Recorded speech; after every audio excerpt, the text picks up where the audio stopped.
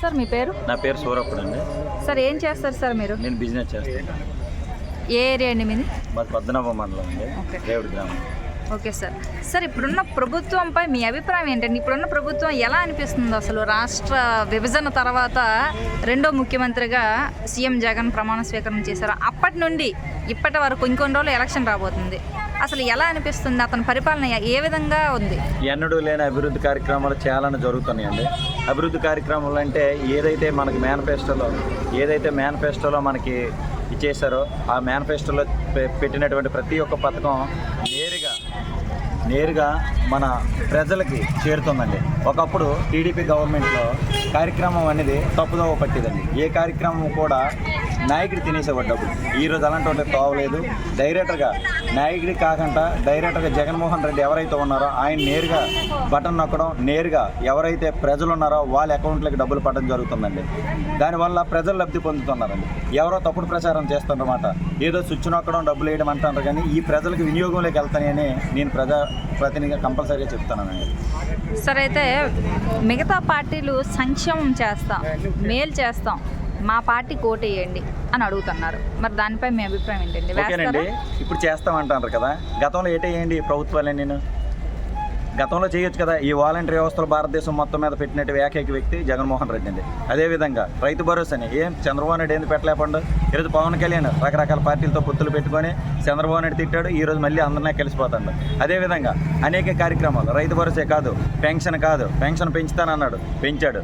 3000 చేస్తానన్నాడు, చేశాడు. అదేవిధంగా అమ్మఒడి నేరుగా తల్లిల అకౌంట్లోకి పడుతుంది.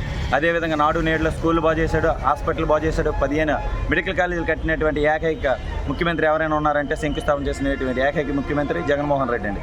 అదేవిధంగా పెన్షన్ తెల్లవారితోప్పటికి వాలంటీర్ వ్యవస్థ వచ్చి ఇంటికి ఇస్తుంది. ఒకప్పుడు కాగితాలు పెట్టుకుని ఎక్కడెక్కడో తిరగవలసి వచ్చేది, మండల ఆఫీసులు అంట అక్కడ తిరగవలసి వచ్చింది. ఈరోజు అలాంటి వాడికి తోవలేకుండా డైరెక్ట్గా ఇంటికి వెళ్ళి వాలంటీర్ వ్యవస్థ పనిచేస్తుందండి. సరే, అయితే పవన్ కళ్యాణ్ విశాఖలో పోటీ చేస్తారు అని అంటున్నారు. మరి గెలుస్తారు అనుకుంటారండి? గెలడం కష్టం అండి. ఎందుకు సార్? ఎందుకంటే అనేక రకంగా ఆయన మీద పాపం. అంటే నేను యాక్చువల్గా పవన్ కళ్యాణ్ ఫ్యాన్ అండి. ఎందుకంటే సినీ ఫీల్డ్గా అయితే ఆయన అంటే ఇష్టమే, కానీ రాజకీయంగా అయితే అందరితో పొత్తులు పట్టుకున్న వ్యక్తిని ఎవరు కూడా ఈరోజు ఆలి పార్టీ వాళ్ళే చాలా మంది ఇబ్బంది పడి ఆయన పార్టీలో నుంచి వైఎస్ఆర్లో కలుస్తారండి. ఇంకా ఆయనకి ఇంకోసం. ఎందుకంటే మరి మీరు అభిమాని అంటున్నారు, మీ అభిమానాన్ని రాజకీయంలో చూపించరా? అభిమానాన్ని రాజకీయంగా చూపించండి. ఓన్లీ ఓటు బ్యాంక్ వచ్చేసరికి మాత్రం జగన్మోహన్ రెడ్డికి ఓటు పడుతుంది. అదేవిధంగా ఆయన ఏంటంటే సినిమా తీత మాత్రం 2-3 సార్లు చూస్తామండి. ఆయన అంటే అభిమానం కాబట్టి సినీ ఫీల్డ్గా అతను పనిచేస్తానండి.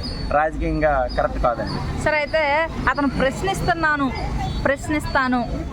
అని చెబుతున్నారు. ప్రశ్నించే వ్యక్తి ఏంటంటే డైరెక్టర్గా ఆయన ప్రశ్నించి జగన్మోహన్ రెడ్డిలో లేదా చంద్రబాబు నాయుడు ప్రశ్నించినప్పుడు ఇద్దరి మీద ప్రశ్నించి ఒక దీనికి వెళ్తే ముందుకు బాగుండేదండి.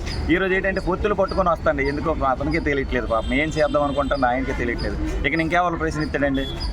అయితే రీసెంట్గా జరిగిన సభలో నాకు ఎమ్మెల్యే అయినా కూడా నేను ఒకలాగే ఉంటాను, ఎమ్మెల్యే అవ్వకపోయినా ఇలానే ఉంటాను, ప్రశ్నిస్తాను అని చెప్తున్నాను. అలా ప్రశ్నించుకొని ఎమ్మెల్యే కాదు కదా, ఇంకేటి అవడు పాపం అలా ప్రశ్నిస్తారు. మరి అయితే ఎమ్మెల్యే కానీ సీఎంగా కానీ ఎలాంటి అభిమానం లేదు, నాకు వాటిపైన వ్యామోహం లేదు అని చెబుతున్నారు. మరి దానిపై మీ అభిప్రాయం? మరి అలాంటి వ్యామోహం లేనట్టు పోటీ చేయకంటే ఇంటికాడ ఉండొచ్చు కదండి. ఎవరికో మద్దతు ఇచ్చి ఇంటికాడ ఉండొచ్చు కదా. మరి పోటీ ఎందుకు నామినేషన్ వేయడం? మన గాజువాకలు వేసాడు, అక్కడెక్కడ వేసాడు కదా, మరి పోయాడు కదా. మరి ఇప్పుడు కూడా పాపం సీట్ల కోసం చూస్తాడు. 22 ఇస్తానంటాడు, 50 అడుగుతానట. అలా గుద్దులాడుకోవడం తప్ప ఆయనకైతే ఎక్కడ కూడా సీట్ అయితే రాదండి. ఆయన ఎవడండి? చంద్రబాబు మా తెలివైనవాడు, ఈయనకైతే ఎవడు. అయితే కొన్ని రోజుల క్రితం చంద్రబాబు నాయుడు అరెస్ట్ జరిగిందండి, దానిపై మీ అభిప్రాయం ఏంటి? చంద్రబాబు నాయుడు అరెస్ట్ జరిగిందంటే ఆల్రెడీ తప్పుడు వ్యవహారాల్లో చాలా మంది నాయకులు అరెస్ట్ అయ్యారు. తప్పుడు వ్యవహారాల్లో ఏదో వాళ్ళు కోర్టులకి ఏదో వాళ్ళు బాధలు పడుతున్నారు, వాళ్ళు వాదనలు వినిపించుకుంటారు, వస్తుంటారు. అది అంతా రొటీన్గా జరుగుతున్న వ్యవహారమే, మీకు తెలియదు కాదు, అర్థమవుతుందా? మీ మీడియాకి అసలే తెలుసు, ఇంకా నాకంటే పెద్ద నాయకులకి అసలే తెలిసిన విషయాలన్నీ తెలిసిన విషయాలే కదా. అయితే అది ఎంతవరకు నిజం లేదా అబద్ధం అని మీరు అనుకుంటున్నారు? ఏది ఎంతవరకు నిజం? చంద్రబాబు నాయుడు స్కిల్ స్కామ్ అనేది ఆల్రెడీ అందరూ అది నిజమనే కదా. అతను 2 రోజులు పెట్టడం జరిగింది. లేకపోతే ఒక 14 సంవత్సరాలు చేసిన ముఖ్యమంత్రిని ఎవరు కూడా జైల్లో నేరుగా తీసుకెళ్ళి పెట్టే టాలెంట్ ఉండదు కదా. తప్పు చేసేది కాబట్టి 2 రోజులు అనుభవించాడు.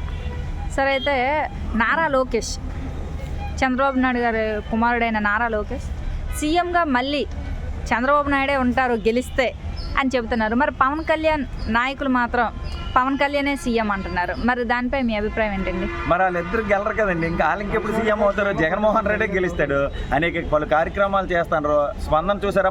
మొట్టమొదట మన వైజాగ్ జిల్లా అయినటువంటి భీమిలి కాన్స్టిట్యున్సీ చూసారా? మొట్టమొదట సభ పెట్టడం జరిగింది సిద్ధం. ఆ సిద్ధం సభ ఎన్ని సేవలు అయితే ఉన్నాయో మరీ దారుణంగా జరుగుతాయన్నమాట. అంటే ఇక్కడికంటే రెట్టింపుగా జరిగిపోతాయి. ఒక్క సభను మించి ఒక సభ జరుగుతుందండి. ఎన్నడూ లేని విధంగా జరుగుతుంది సభలో. ఆ సభలు చూసి ఆయనకి ఆల్రెడీ తెలిసిపోయింది. అయితే మిగతా పార్టీలు మేనిఫెస్టో రిలీజ్ చేస్తున్నారు.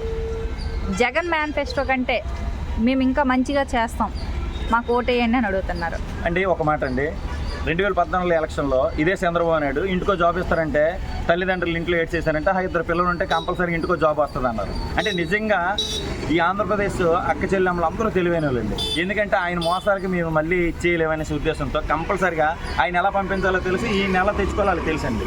మనం చెప్పట్లేదు, వాళ్ళందరికీ తెలుసు. అయితే 2024 ఎలక్షన్లో ఎవరు కోటేద్దాం? 2024 ఇంకెవరికంటే మా ప్రీతమ నేత జగన్మోహన్ రెడ్డి వాళ్ళ కార్యక్రమాలు అభివృద్ధి చేసినటువంటి నేత.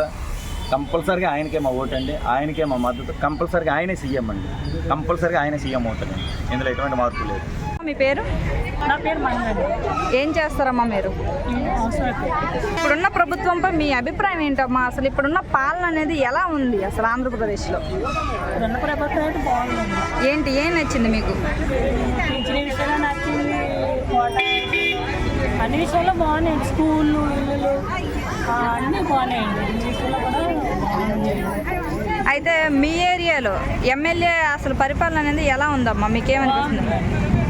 అయితే రానున్న 2024 ఎలక్షన్లో ఎవరికి ఓటేద్దాం అనుకుంటున్నాం? మేము జగన్ చేస్తామండి.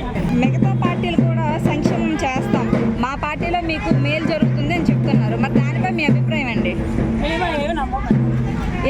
ఎందుకు అసలు ఆ మిగతా పార్టీలు నమ్ముతారు? జగనే నమ్మకండి. జగన్